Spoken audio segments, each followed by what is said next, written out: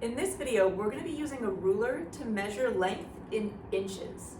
So, if you have a ruler at home, if you don't have a ruler, I'm still going to be showing you how we line up a ruler and how we know what we're measuring to the nearest inch. So, we have a toothpick and we want to make sure that our ruler lines up with the very first marking. Not the end of the ruler, but the very first mark that it makes. So you line it up as close as you possibly can. Then we're looking for the whole numbers here. So 1, 2 inches. If it doesn't line up exactly with that 2, that's okay. We're rounding to the closest inch. Let's look at another example. So here we have our pencil, and we have these helpful lines to help us when the ruler shows up.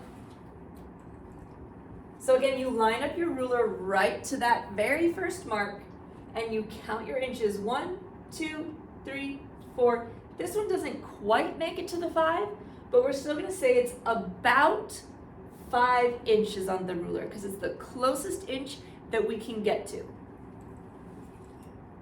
Now, occasionally you're gonna be shown things that are partial rulers, okay? So sometimes it's a broken ruler or a partial ruler. You still want to line up with one of those inches so we know where we're starting. So this one starts at 4 and then it goes all the way close to the 8. So I'm just gonna count the whole numbers. So I start at 4 like it's a 0. So I would go 1, 2, 3, 4 inches. Or you could think of it as 8 minus 4, the difference between them, and 8 minus 4 is 4. So the few different ways that you can use it to measure to the nearest inch.